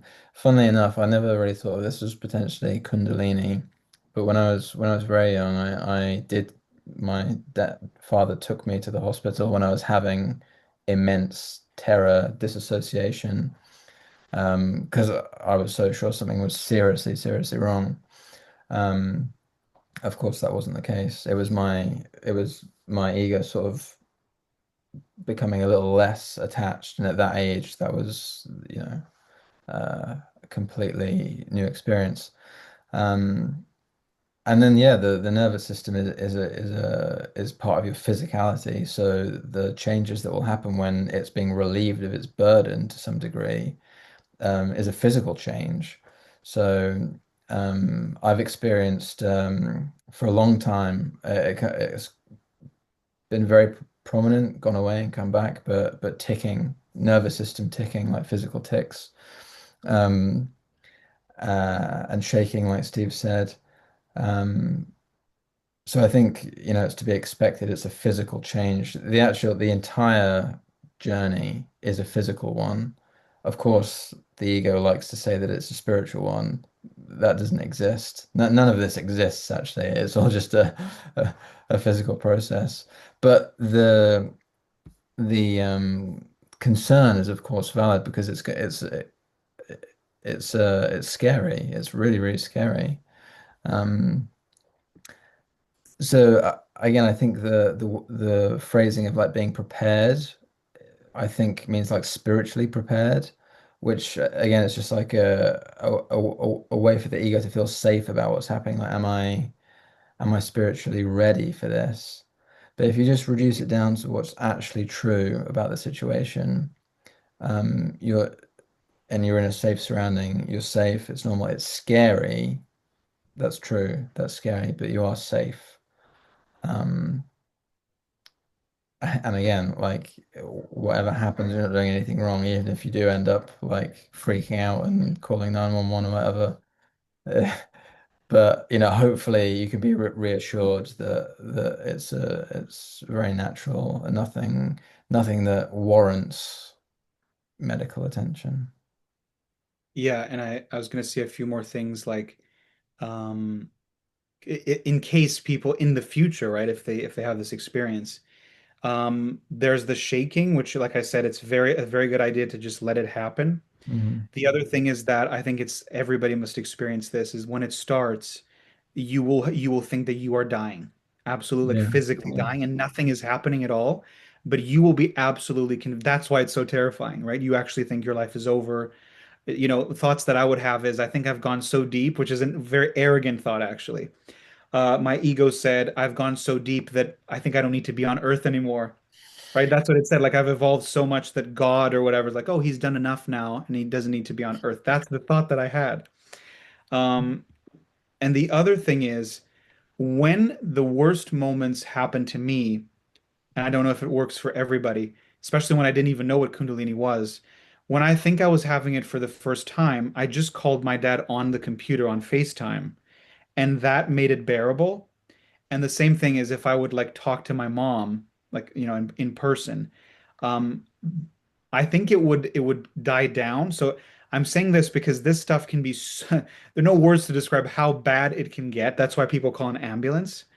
But if that ever happened to you where you start panicking and you've never felt this level of panic before, you could try just being near someone, literally just sitting near someone. Um, and then that could help you, and then maybe you wouldn't need to call an ambulance. So Yeah. but if nothing works, then just do whatever feels right. I And oh, think and the because final, yeah, go ahead. sorry, I I was going to say that because these are recognizable ego dynamics which soothes the ego, speaking to a parent is normal. It feels normal, it feels mundane, it's every day, it's not otherworldly, it's like grounding as far as the ego is concerned. Um, so yeah, that it's always going to be like, oh, I recognize this. This is nice. I prefer this to whatever that was. Yeah. Oh, and the final thing I was going to say is, at the very beginning, we said basically Kundalini, as people talk about it, doesn't exist. It's not a spiritual power. It's not special. And notice who is the one that likes the idea and wants to say, I've had a Kundalini awakening. My Kundalini is now active. That is only the ego that wants that, right? Because the ego wants to be special. And so that's the reason why you could call it Kundalini and mean something different, right? To mean that your brain is rewiring. But you see, the ego hates that. Brain rewiring, that doesn't make me a god, right? But a Kundalini, I'm becoming a god. So I just wanted to say that. Okay. Next question. So they're all from Alina. So spiritual synchronicity. I know that in spirituality, people often talk about synchronicities, angel numbers, and signs from the universe. At first, I honestly didn't believe in them, but lately it keeps happening that I ask myself questions or say something out loud and then receive clear answers. Sometimes they're so clear that it's hard for me to believe they're not real. For example, there are moments when I think of a specific question, then open Instagram or TikTok, and instantly a post appears that's exactly about the topic I was asking about. For example, tonight I started worrying about the wrong kind of Kundalini awakening and kept asking myself, did I do something wrong? Was it really supposed to happen? What if I can't handle it? I opened Instagram and the first message that appeared was everything collapses for a reason, trust and surrender. And this is just one example. I experienced tons of these. Have you experienced this? Do you think life has a persistent way of leading us where it wants or where we're meant to be? What experiences have you had with this? I think that compared to Joe, I don't know, have you had that? Because it's just insane that it Oh has. yeah, no, definitely. I remember a specific period actually where it would be like, um, I would kind of be consumed with a topic, and then I kind of like got past it a little bit, and I could see what the next thing was, and it would literally just be like the next recommended video on the sidebar on YouTube would be like something that I've never heard about before this. The algorithm is just like, here it is, right here in the sidebar. Just as I'm sort of finishing a chapter of my spiritual journey, the very next thing that I need is right there. Um, but this is my egoic experience. So I think that looking out for synchronicities is interesting because they're there to be seen. I think ultimately the entire existence is one enormous synchronicity that we have a selective view that we cannot control, where we like to um, connect dots, see things. Whereas it's not untrue that these things are there. They are. But then the ego, of course, likes to claim that this is special and this is happening to me and it's taking me through this like magical thing. This is the story laid upon something that we can see this much, whereas the entire everything, every single aspect of all that is happening, it is a giant synchronicity. So imagine what being empty, free of an ego. You've cried all the tears, done everything. You will just see life as perfect. Every single detail of it is perfect, in perfect synchronicity with everything else. Yeah. And I just want to say that I don't know if it's been the last 6 years, but the numbers, I mean, to this day, they don't stop. And sometimes it's like what it's like too much. But there was one time, this was I think 6 years ago. I wasn't even really in the deep awakening yet, but things were already starting to happen, and I was driving. And this one time, so the license plates is a funny one, right? When you can see 111, 222, and all these different numbers. But there was one moment that I was like, wow, that is crazy. Like, what are the odds of that? And it was three cars, so one after the other. And it was something like, so the first one was 1111, 3333, and then 111. I was like, that's not that. What the heck is that? That three Mhm. in a row. So I've seen that a million times. And even more interesting ones. So, like, for example, she said she's thinking about something, then there's a video. Some people would say, oh, that could be a coincidence, right? But then there are these other moments where if they keep happening, things like I would turn on the car and literally it took like a half second glance like that with my eye and I saw 1111 and then it switched to 1112. Like that sort of thing where it's like and then I would say to myself, wait a minute, look at all the things that I had to do before getting in the car. Like I had to stop this and oh, I need to go to the bathroom. Oh no, I forgot something upstairs. And in the exact second I saw it and it disappeared. So, like you were saying, I want to try to explain this, which is what you said, which is that all of existence, there is no such thing as I am experiencing synchronicity, right? You're seeing the numbers, but it's not like I'm the one that is having synchronicity. Other people don't. So if somebody's life is not going well, oh, they don't experience synchronicity, or the synchronicity is not in their life. So I just wanted to say that first, that all of existence, everything that has ever happened in your life is perfection in the sense that it's all synchronicity. But why is it that not everybody sees this stuff? Because they don't. And sometimes when I talk about, I have to say that it's Artem that he explained this. So you're living your life and you're seeing all of these signs, right? So let's call what you can see, what you can experience as reality. So reality is here. This was Artem's explanation. So reality is here and you're here, right? Now, complete enlightenment is when your experience of everything in your life, so reality is here and you're exactly and perfectly, your perception matches reality. So in the fact that it matches, the experience of someone like Artem is that every single moment is a perfect synchronicity. So think about what this really means. This doesn't mean that everything happens the way that he likes in the sense of, oh, today I'm gonna get, I'm gonna win the lottery, and the next day only these positive, what we call positive things happen. It's like I'm just making this up, but imagine that he wakes up and then he just had an idea, right? Today I'm gonna walk with my wife. We're gonna go to this park and it's gonna be really nice. And then something else happens that takes away that walk, right? They were going to have a really nice walk, and suddenly there's a problem in the kitchen and they have to call a plumber. If reality and Artem as the enlightened person is absolutely they're one, the way that he will experience that delay or that cancellation of the park is perfect. It's hard for us to imagine because the ego is going to say, what the hell? It's going to be really peaceful. It's going to be much more beautiful than staring at the sink, right? That's the resistance. That's the perception. So reality is here.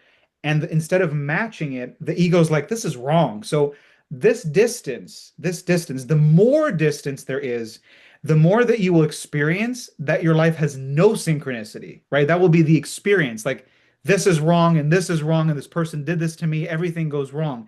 And as you're getting closer, what is this closer? Is that it's not that everything just works out perfectly. It's that the less pain you have. So that's another important point. The more that you've cried and released pain, why is this happening? So first, reality doesn't move, by the way. That's another interesting thing that Artem says. It seems like the more synchronicity and then the more the good things are happening in your life, what it seems like is that you're over here and reality is coming closer to you. I can manifest whatever I want. I'm controlling everything. In reality, reality never moves, and your perception of reality is getting closer and closer. So the less pain that you have, the more that you're going to see that even when there's a delay, when something that is not what you planned, you're going to experience it as, oh, okay, so this had to happen today. And so it's funny that I'm explaining all this and I'm also realizing it at the same time. So as I'm saying, like, wow, that's so true. So I hope I made that clear that when things go wrong, if your perception, which means there's no more pain, your nervous system is just completely unburdened, your perception of reality and reality will be one. And so whatever happens in the body, it sounds very unrealistic, right? We're like, how is that possible? But in your experience, a delay will be like, there will be no resistance. There won't be like, damn it, I wish I could do something different. I'll be like, oh, a problem in the kitchen. Let's fix that. It sounds almost like hard to believe that you could ever be that way, but I think it is possible that everything is a synchronicity. Oh, I can't do this. Then something else kind of does work out. And then, so I think that, yeah, that's a good explanation. Yeah. It's also good to remember how our egos operate with concepts and ideas which don't exist really. So even numbers, angel numbers, these are ideas. They don't have anything to do with the reality of our physical nature. So anything that the ego perceives, it's laying meaning that it fabricated over the top of things. They're not actually there. Um, so the actual synchronicities, supposed synchronicities that we experience from the egoic perspective are made up because they're just serving the conceptual purpose of our egoic needs. But then the real synchronicity that Steve was talking about, the absolute direct contact with the perfection of what is an actual synchronicity. It's completely free of all these things. And when we use the word perfect, we don't mean ideal in the eyes of the ego. It's very hard to get that definition out of the mind. Perfection just means as is. It could not be another way. It's perfect because it is the way that it is, and it could not be another way, never has been another way. It simply is exactly as it should be because there's no alternative. It's not an ideal version of something. Um, so yeah, I just wanted to clear that up as well. Yeah, and I just had this idea to make it even more clear.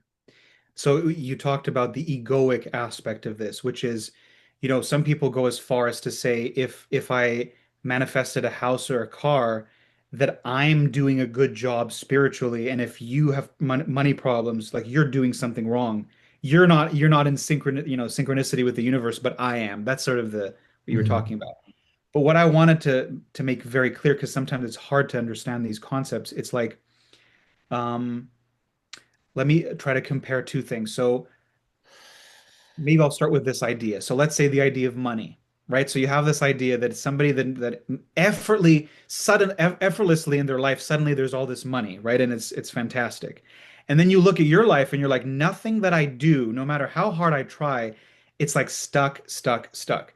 So people would generally think that you're not in synchronicity, but the other person is, right?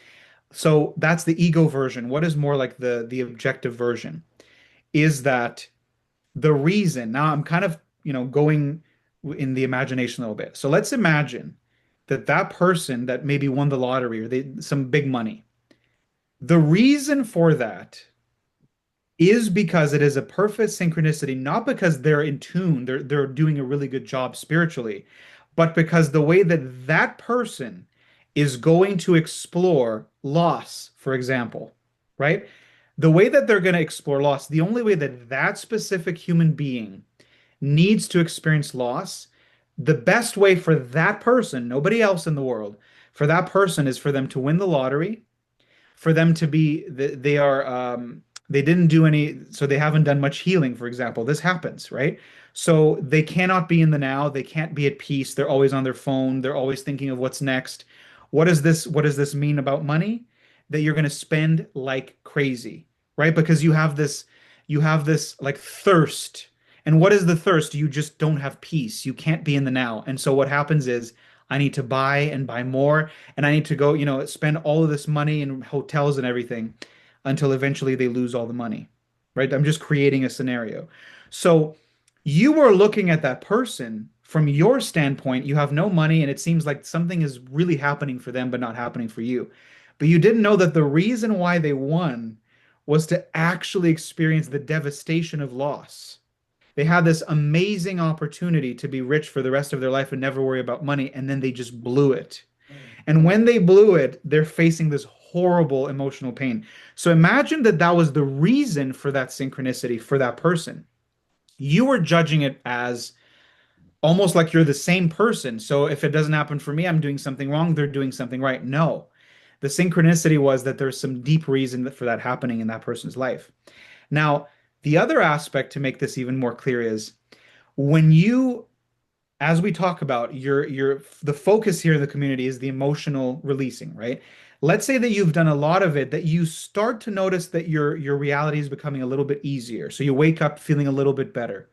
So the way that you start to see that everything is a synchronicity is when something unpleasant happens to you, and you're going to feel it. You're going to feel some resistance, but somehow you know that that's exactly what should have happened, and it's good for you, even though it's horrible. So something like that happened to me. I got a ticket. The police stopped me, right? It felt horrible. I felt powerless. They gave me a ticket. I don't have much money. All these things. But that was a moment that I not only released a giant amount of rage, but I realize now it changed the way that I drive. And you know what that was about?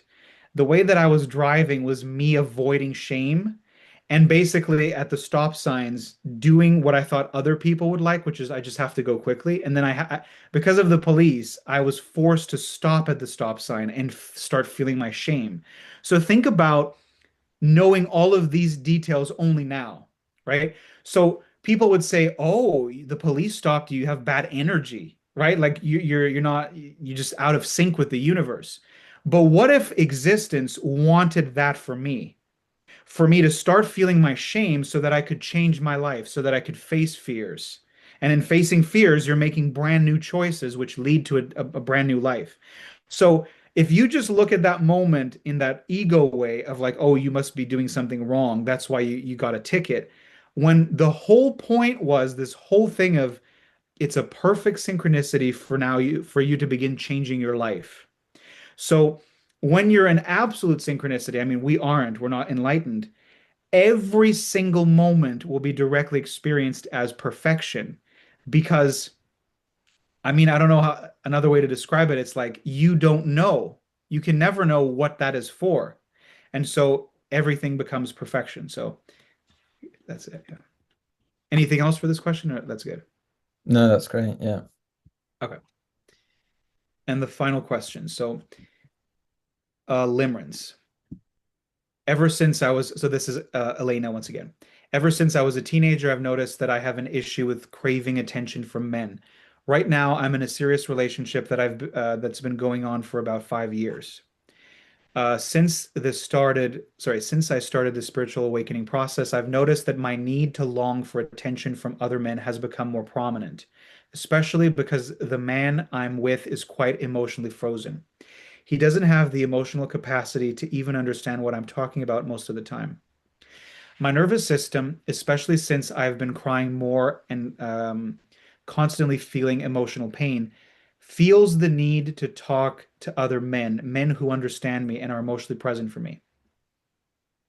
I can understand that this need comes from childhood, and I know that in English it's called limerence. I've learned about it. Still, I feel very guilty when I talk to other men, even though I don't meet them in person and I don't talk about anything inappropriate or sexual. I assume that this need has become stronger because my ego feels like I'm losing control. At least that's how I see it, because I used to have this tendency before, but I could keep it under control. Since being in this process, especially in the last 2 years, this need has become more intense, and I can't always stop it. The pressure becomes so strong, sometimes I feel the urge to give in to what the ego wants. I know this is the part I know this is part of the process, that this limerence is actually part of it, but it doesn't feel morally right toward my partner. On top of that, my material, financial, and living situation doesn't allow me to leave right now. My business is based at his home. I work from there, and my clients who are women come from that area. So at the moment, I can't afford to leave, especially given my current situation. I don't really know how to manage this need for male attention without feeling guilty at the same time. Again, I'm not doing anything. I'm not meeting these men, and I'm aware of the pattern, but the guilt is still so strong. Sometimes I even tell my partner about it and show him some of the conversations because they're not inappropriate, and he can somewhat understand, especially since he knows he completely lacks emotional openness. I just wanted to say that it's very, very difficult to be in a relationship with someone who isn't emotionally open. He isn't emotionally open even about things between us, things that concern our relationship. It's really hard to connect with him, and it's hard for him to understand my needs, even though I'm always listening to his. I should also mention that in the meantime, I've tried to turn this aspect into something beneficial for my healing process. Whenever I feel attracted to a man online and start talking to him, once the conversation reaches a certain point and I notice the tendency to get emotionally closer, I already know it will eventually come to an end. Every time these conversations fade and the person stops talking to me, I use that situation to my advantage. I let the pain surface and allow all the emotions, memories, and feelings from childhood come up and be released. And I like to think that at least in this way, I'm transforming the experience into something that serves my growth. So I wanted to ask, what can I do to make it easier to go through this process, and how can I handle this need for attention? What should I do with it? How can I channel it? So first, I was going to say that, because there's a lot of detail, I can tell, we're how difficult this is. This is really, really, really difficult. And so all of those feelings of like, what should I do? I'm doing something wrong. I know that that happens for sure. And that doesn't mean that anything wrong is happening. It's just that sometimes to change, we have to go through these experiences, including all of these mental, chatter of I'm doing something wrong. I should do this. I should do that. And it's incredible how we were just talking about synchronicity.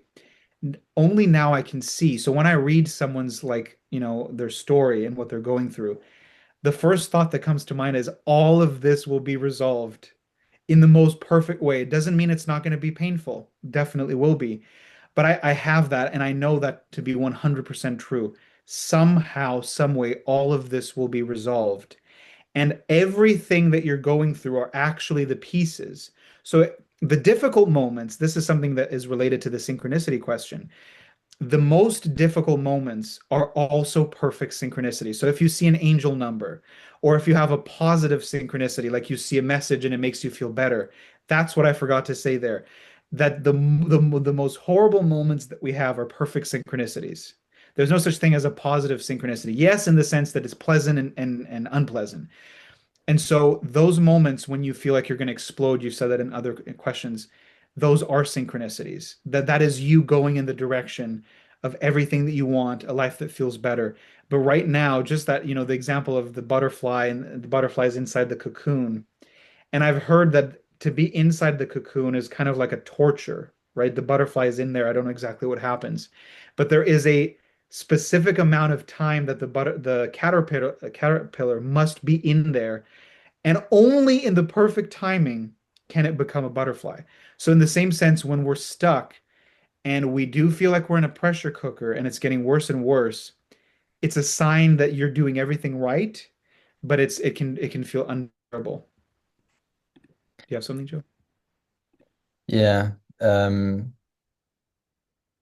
So first of all, I just want to say that being, I said it in the comment, but being that honest about a topic that's one of the most difficult, to be honest about in terms of how much we judge ourselves, but how much we expect judgment from others, is brutal. So it's really, amazing that you've been able to be that honest with yourself, but also being able to share it as well. Um, and as Steve said, it's not going to be easy. That's the sort of like difficult thing to hear. But there's clear honesty and understanding about how you're feeling, and I think even that's going to go further and further. And just to sort of speak to that difficultness in my own experience, starting to be very, very honest about how I felt about my situations.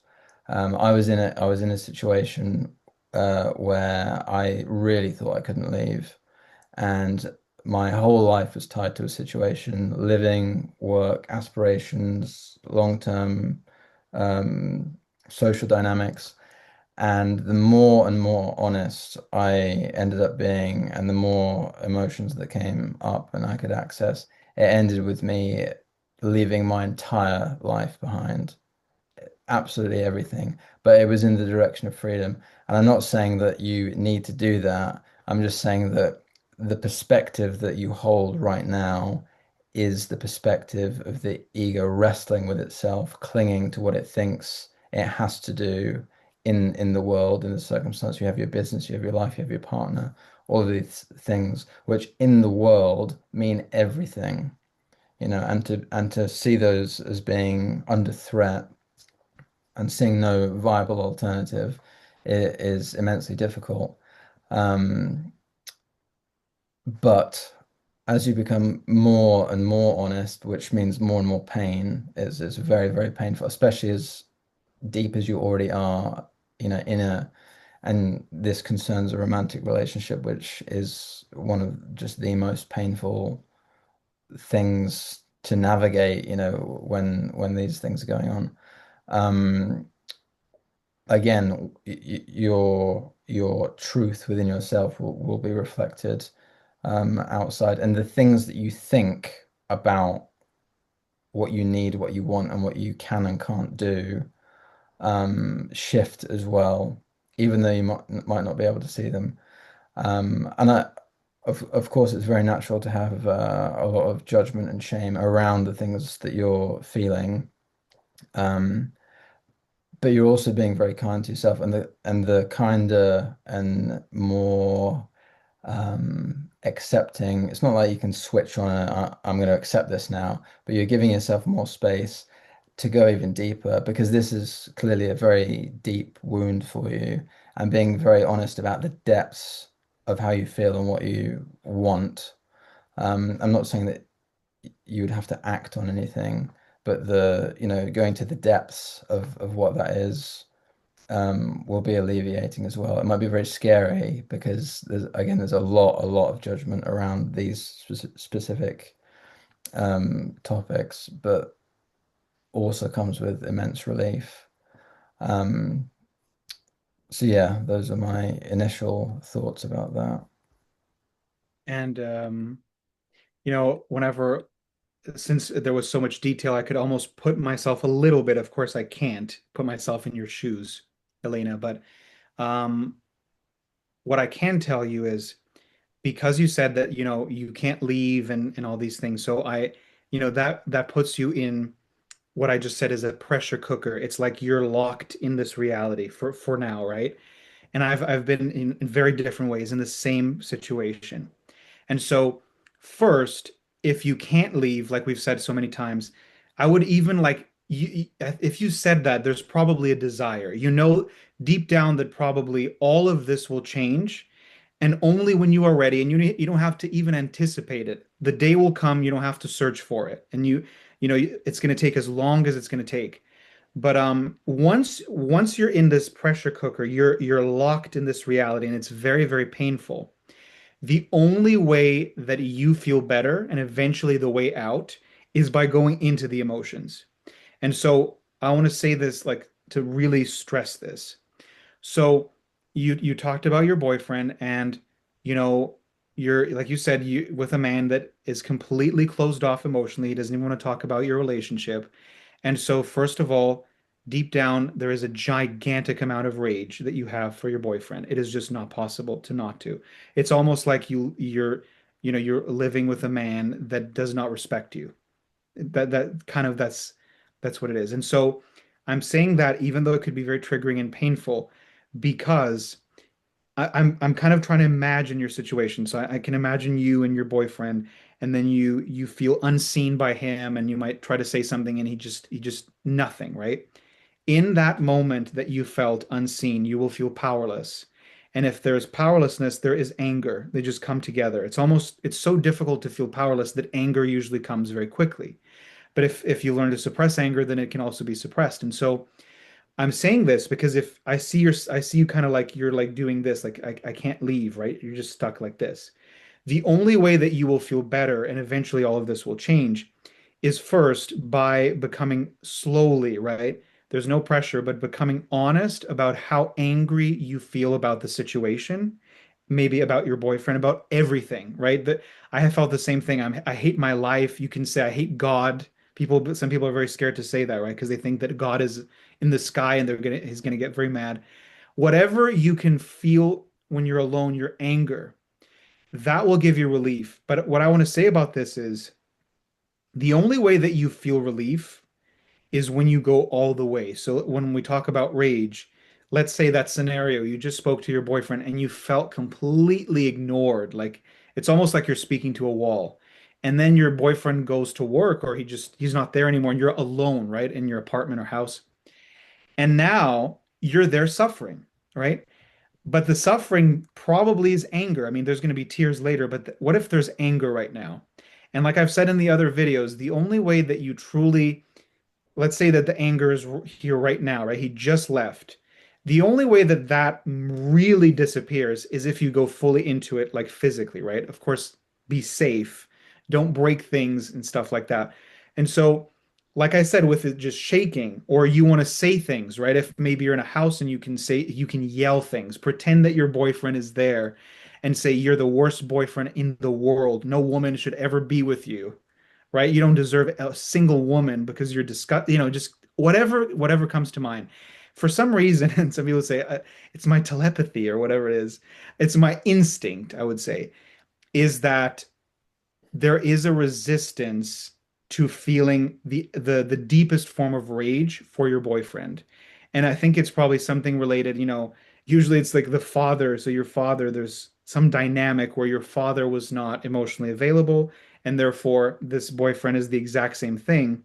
And because we're wired to love our parents, I'm guessing that there is some resistance to feeling either if you've felt anger, you just haven't gone to the deepest, which feels like, the feeling that you want to kill him, you want to harm him, you want to say the worst things about him. If there is a resistance to that, that will make the situation that you're in even more difficult. So, again, to make it very practical, when these difficult moments happen and you find yourself alone, how much can you embrace your anger? Can you shake until you don't have strength anymore? And do you feel once you did that once, do you feel that it became a little bit smaller? If it became smaller, but it's still there, you need to do something else, right? You can just do the same thing over and over. You can punch a pillow if that feels like it feels good. But the transformation here is when you're able to see that the rage that you're feeling in your body, you are able to feel all of it in the space of, let's say, 5 minutes. That is a transformation because once you see, that completely changes the situation that you're in, where you're like, wow, for I don't know if it was, she said 6 years or 5 years. For 6 years, I've been with my boyfriend, and it's been the same thing for all these years. He can't listen. He doesn't understand me. He goes away, and I'm just here suffering. So if that's been your reality for a long time, to change your relationship with anger to such an extent that now it's a brand new experience, that is a profound shift. So the experience that he triggered you, you feel rage, but you finally feel all the way through the rage in 5 or 10 minutes. And the experience is the rage is this big in that moment, and it goes like that and smaller and smaller and smaller. And within 5 minutes or 10 minutes, and you actually experience the rage is gone. Why is this such a giant transformation? You have just realized the power of focusing on your emotions, that you don't have to be a prisoner to this experience, right? It's not really even the experience of having to live with him, having to, your job is related to him. That's not really where the pain is coming from. The pain is you hate the situation that you're in, but you're not fully connecting with the emotions. And so what happens is you feel them a little bit, but it's still like, ugh. Whereas if you can feel the rage, and like I said, it's like this, and you have the experience in 5 minutes where it's gone, what does that tell you about this experience? This is a change in your mind that says, oh, like let's say it happens the next day, the following day. You just did this exercise, it's brand new. You're like, oh my God, I've done something that I've never done. I can actually feel the rage and it's gone. Then you wake up tomorrow, and tomorrow the same thing happens. You have a conversation with your boyfriend, and it's the same thing. The change that will forever change your life is for maybe a minute you forget, and then you remember, oh my God, the rage exercise. Right now, it just happened right now. I don't have to just sit here with these thoughts of depression and I'm stuck. Now you can think, oh, I'm feeling rage. Let me go feel it completely. And it's the same thing with crying, right? When you cry and you realize over and over that, you know, if let's say he does something or something happens in your life and you have these thoughts, if you stay with the thoughts, you will feel depressed and you're just going to kind of have a hell of an experience. Same thing, if you cry fully and completely, you give attention to the pain and you cry and you cry and you cry, again, you will see, oh my God, the I have the power to feel emotions and feel immediately better. So I wanted to say all that to make it more bearable. Do you have something, Joe? Yeah, I wanted to look at the question right at the bottom where Elena phrases it as so I wanted to ask what I can do to make it easier to go through this process and how I can handle this need for attention. What should I do with it? How can I channel it?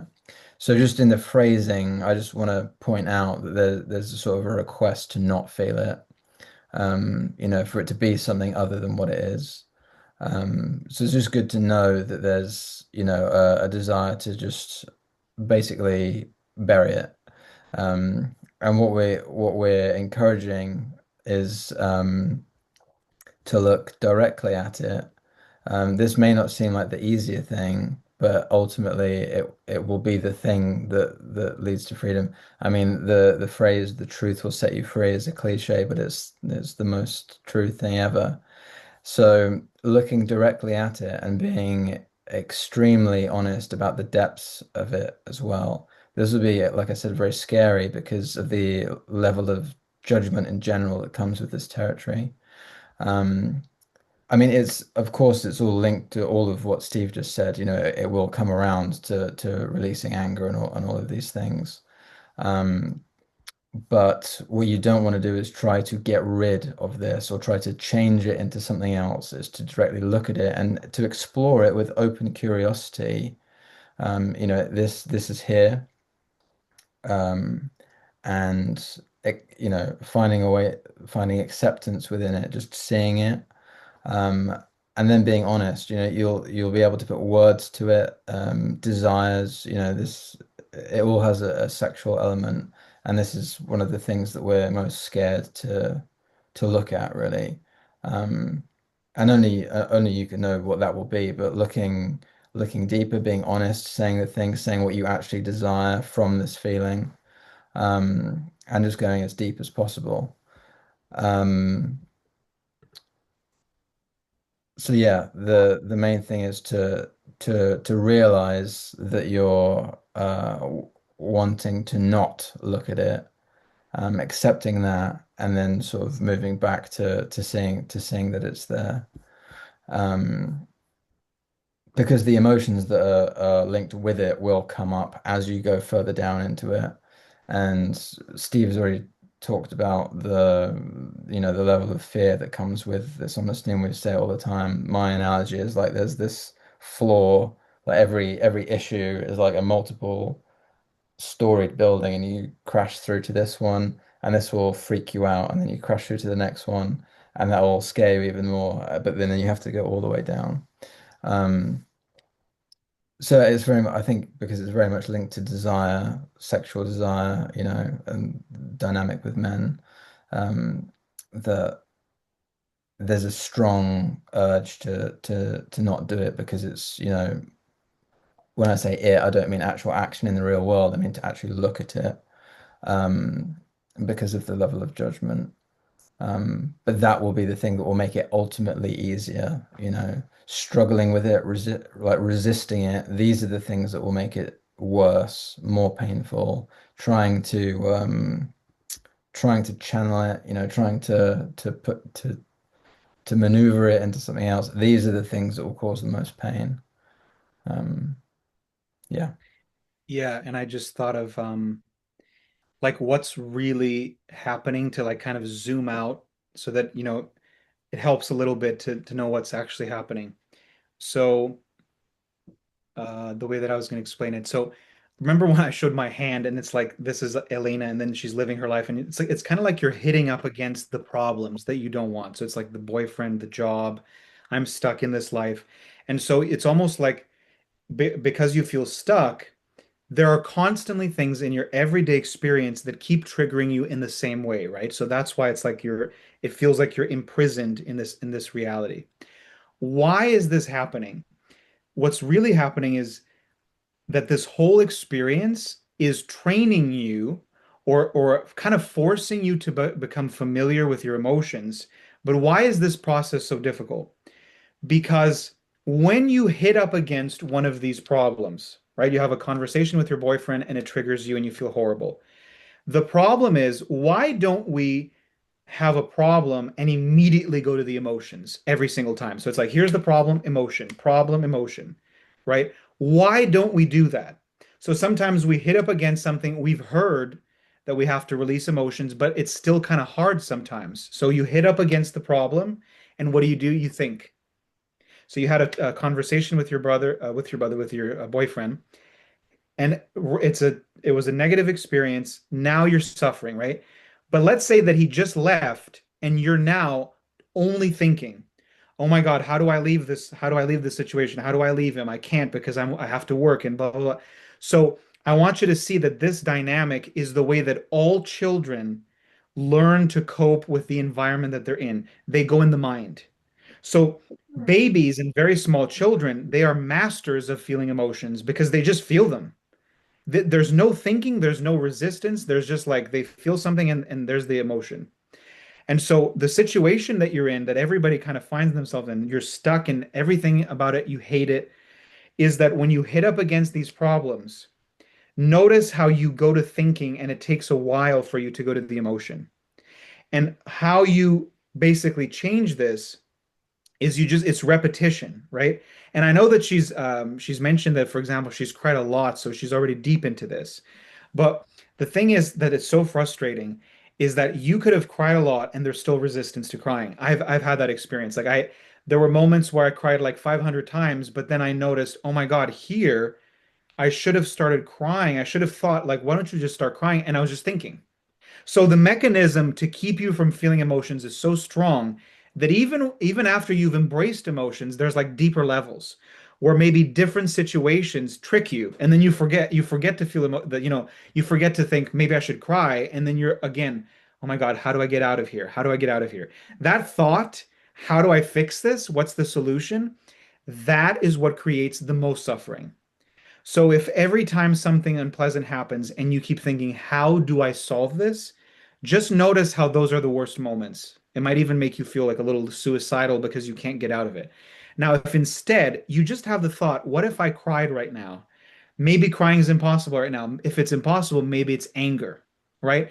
And now if you can feel anger, you're no longer stuck in this way. But there was one final thing I was going to say. Oh, that the deeper that you go and the emotion, remember how I said that we, as children, you have the emotion and then you feel it. You have the difficult experience and you feel it. And then we slowly forget to do this. We have the bad experience and we start thinking and we start thinking. When you go deeper and deeper, and let's say that crying becomes even easier, you now have this thing where it's like, oh my God, I feel bad crying, bad crying. It becomes second nature. It's like a habit, right? Or anger. What I want to say is that the most difficult part is that it will be so repetitive, right? It will be so repetitive. I've cried in the last year like 500 times, or I don't know how many times. In your day-to-day life, once you become just like a child, that gets angry every single time and that cries every single time, you're going to say, this has become my entire reality. All I do all day is get angry and cry, and I can't take it anymore. So that will happen too. And so that's kind of one of the hardest periods because you're just tired and it drains you, right? You get very tired. So the way out, I know that it sucks because you're still like it doesn't solve it because there is the resistance, right? The resistance is not your fault, but every time you choose to think like maybe I should get angry or maybe I should cry, this whole situation will get easier. Yeah, great. Okay, well, that's the end of the questions today. So thank you everyone that's written in for this week. And as usual, just continue to post in the ask a question category for next week's video, and we'll see you then. See you then. Thank you. Bye everyone. Bye.